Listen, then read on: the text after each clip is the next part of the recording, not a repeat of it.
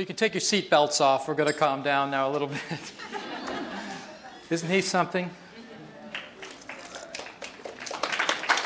Yeah. And I need the toy. Here we are. Well, what I'd like to do is to start where Bruce left off. Oh, by the way, just it occurred to me when I was being introduced about the 14 years in the business world, and Doug said, well, something made him transition. I can tell you it was living in fear for 14 years. It was living in protection. I don't know if you spend any time in the corporate world, but there's a tendency to circle the wagons and hope it's you're going to be safe. So I had done my time there. I saw a lot of pain. I saw a lot of opportunity, but in the position I was in, I couldn't do much with it. And so I really felt in the midst of really having everything that you're supposed to want. Good job, big bucks, all the creature comforts you could ask for. But what I noticed was my soul was hurting. I wasn't okay there. I wasn't okay just getting paid to do something I really didn't want to do and to sell something I didn't care about. So that was a crisis in a sense for me, but it was a real spiritual emergence as well. It was a coming out. It was a time to choose. Did I want to do my heart's desire, or did I just want to fold into the norm and do what I was expected to do? And I made the change. And 14 years later, I can highly recommend doing it. It's challenging at the time, especially when I did it and the way I did it, because I walked away from a very high-paying job, and it was a very good job by all people's standards, but it wasn't feeding the right part of me. So I'm here tonight, and I'm really grateful to Doug and to Bruce for the opportunity to share with you some of the things I've discovered over the last 14 years about the nature of change and about the nature of beliefs and their effect on our lives. So let's get going. I want to start with Bruce's conclusions, plus one that I added to the list. Do you remember his slide that said perception controls behavior? Very powerful words coming especially from a biologist. Perception controls the genes. Perception rewrites genes. And where I'm going with this is perception also rewrites behavior. I expect there's just 2 or 3 of you in the room maybe that might have a few behaviors you'd like to rewrite. I certainly did, especially 14 years ago, and so my search was to find the easiest, sanest, most effective, and quite frankly, the most painless way to do it. Graduate school didn't teach me about the painless part. In fact, it was all about go back, find the pain, work through the pain, and that's the only way to change your beliefs. I do have a different story to tell you at this point, quite a lot different than that schooling.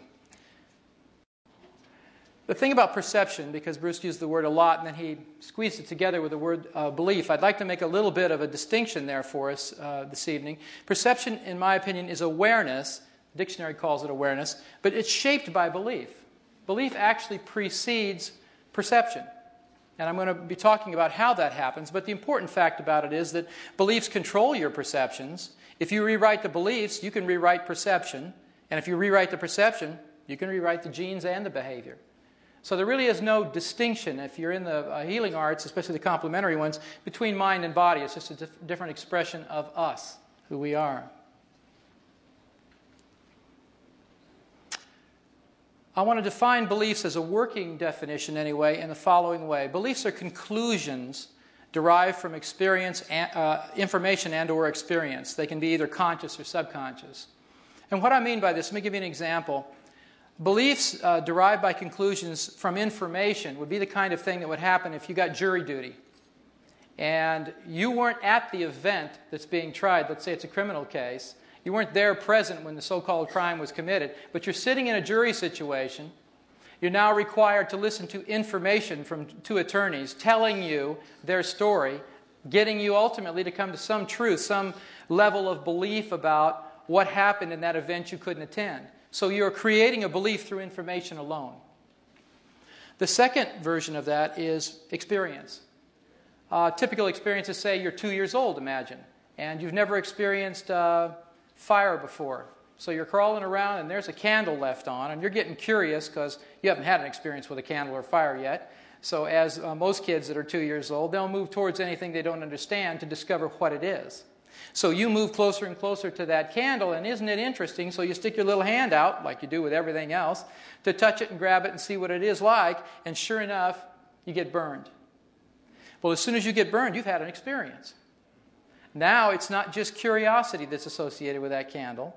There's an experience and a conclusion that is drawn from touching that fire, which turns into a belief, which ultimately, as I'll show you, affects your future perception of candle. In the beginning, there's not much of a differentiated perception, but after an experience like that, there certainly is.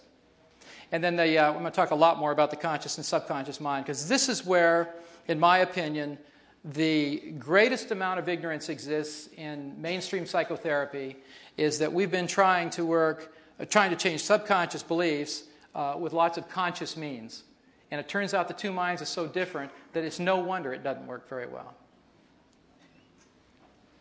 Your beliefs actually determine your biological and behavioral reality. If I had to just describe Bruce's presentation in total in one statement, this would be it.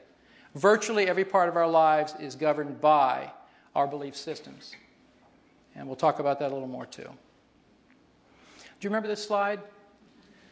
Here's the filter representing our belief systems. And if you look at it from this point of view, it's really a powerful thing to witness. Beliefs are really the filters of reality. You don't see the world as it is. You see the world as you are. In fact, you can't not do that.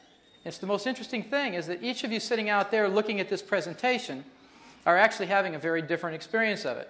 You all have the illusion it's the same experience. You'll talk about having been here, but it's not the same experience for you at all. Your set of filters about who I am, what I'm saying, where this place is, how you're feeling right now, that all profoundly affects your experience of this evening. So you think, well, it was a fact, here's what happened, but then you start talking to your friend that you came with or someone else that attended this particular event, they had a very different experience. So it's always that way. And if you can remember that, as soon as you're thinking, well, I've got the facts straight about something, remember, the facts are your subjective opinion, your filters of reality. And that's what perceptions are all about. That's what really matters here. Beliefs create perceptions, and they affect virtually every area of your life, as I mentioned. Self-esteem, for instance. I mean, your perceptions either define you as worthy or worthless in relationships, either loved or unloved. With respect to prosperity, that's a pretty popular one. You either can attract money easily in your life, or your perception is it's hard to get and hard to keep, and you'd mismanage it anyway. You look at your job performance. If your perception of yourself as a competent person or an incompetent person, it's going to make a heck of a lot of difference in terms of how you perform your job, and also the perception of others, of course. Mental health, you can see yourself as generally a happy person or a depressed one. Physical health, I mean, Bruce's presentation makes that pretty clear. The psychology profoundly impacts the biology of the body.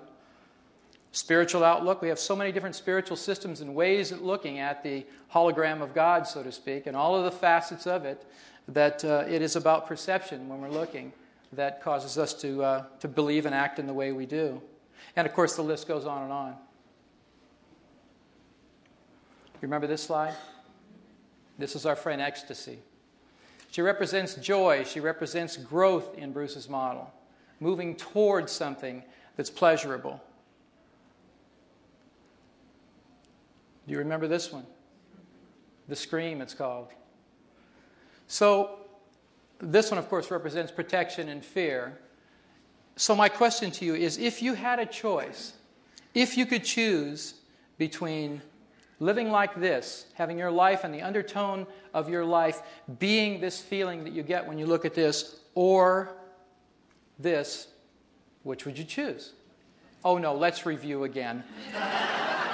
It's a tough choice. Would it be her? Or would it be him? All right, if you're having any trouble deciding here, or if you've decided you'd prefer this one, I only have one recommendation. See your doctor immediately and get your medication adjusted. Because under normal conditions, people are going to pick her. We want consciously to have our lives work. We want our lives to be filled with joy and pleasure and to look forward to each day.